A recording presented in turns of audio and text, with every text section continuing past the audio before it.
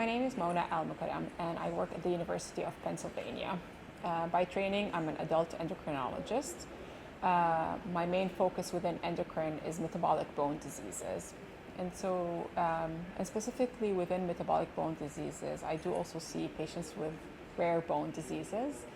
And so my clinical practice, I see a variety of patients with common and rare bone diseases, but my research is really in a very rare disease called Fibrodysplasia Ossificans Progressiva, or FOP. And that's a disease where the skeletal muscle in the connective tissue can turn into bone. And so I run the clinical trials in FOP at the University of Pennsylvania. FOP is an ultra-rare genetic disease. And so kids are born with this disease, and when they're first born, they have an abnormal malformed big toe. But otherwise, they look completely normal, and the pediatrician at that time might say, oh, they have a bunion. And then during the first decade of life, they can develop these, what we call flare-ups, which are soft tissue swelling. And that soft tissue swelling can then turn into bone.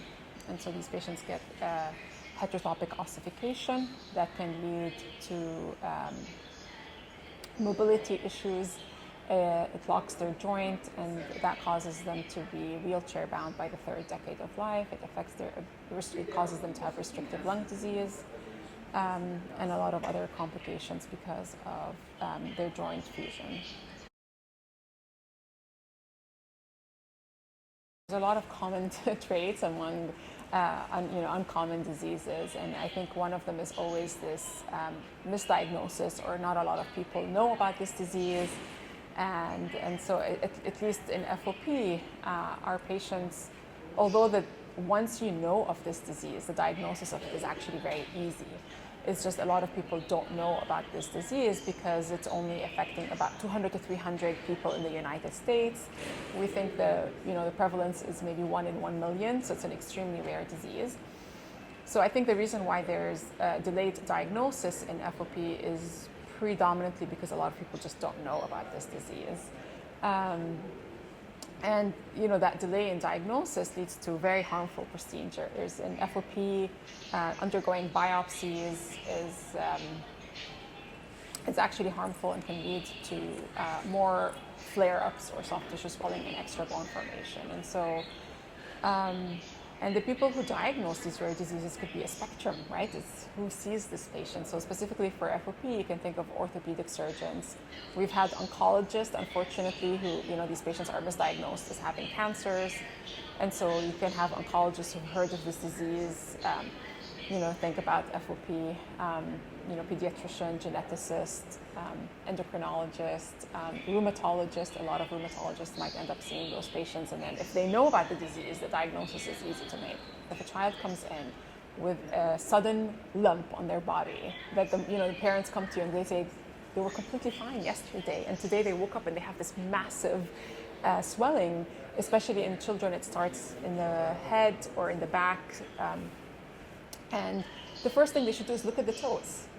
And no one thinks to look at the toes when someone's coming in with swelling in their head or in their neck. But I think that's the most important thing, is if you have a child that presents with this very abrupt, very quick, this swelling in their legs, to look at their toes. And, almost all of our patients have this pathognomic finding of the big toe malformation, where it's missing a joint, it's curved, and so they can really tell from looking at the feet.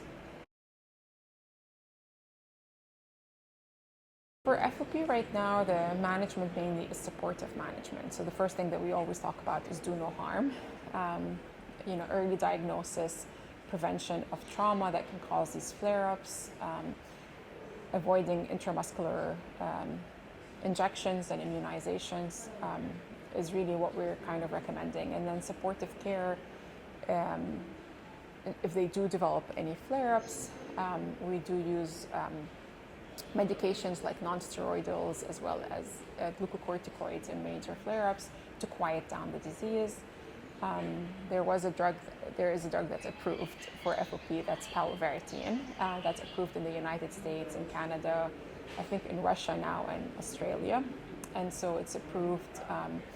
It has been shown to decrease the volume of new bone formation, but it does not prevent it completely, and it doesn't prevent flare-ups. And so there's several clinical trials right now in FOP that are, ongoing. From when I was in fellowship, which was over 10 years ago, till now, I think this understanding and appreciation of studying patients with rare diseases or taking care of patients with rare diseases has really expanded quite a bit in the past decade. And I think it is very exciting that even within endocrinology, with the Endocrine Society, not only do they recognize rare diseases in all endocrine disorders, but also within kind of the bone field, which is my area of expertise and interest. And the session that I chaired at Endo meeting this year was, a stride in rare bone diseases, where they talked about XLH, where they talked about the treatment guidelines in XLH, and then we have in hypophosphatasia. And so there's a lot of activity happening in the rare disease world within even the bone field. And so a lot of the talks that you'll see were about hypoparathyroidism. There was a whole day dedicated to hypoparathyroidism the day before the Endocrine Society meeting. So I do think there's a lot of awareness within the Endocrine Society as well as the medical field regarding the importance of taking care of patients with rare diseases. And then there's also interest in research in those diseases, but also a huge interest also from industry and drug companies in terms of therapeutic development in these rare diseases. So a lot of them, when they were younger kids, it's usually they're going to be going to a geneticist, and I think that's probably the way to go if someone has unexplained symptoms or symptoms that you don't quite understand. Probably the first thing to do is refer them to a geneticist, because a lot of those rare diseases are going to have a genetic component to them.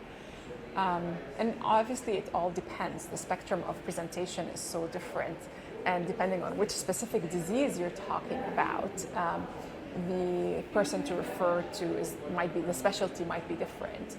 But I think what was interesting in the session that we chaired, if you look at the speakers, you had Dr. Dalal Ali, who was an endocrinologist, and then the second speaker, Dr. Goldschmidt, was a neurosurgeon, and then the third speaker was a geneticist. And so I think this is really where it becomes, in order to really care for these patients, it's definitely a multidisciplinary approach. You need people from different specialties. You need pediatricians, you need the adult care, you need a lot of different specialties when you're caring for these patients.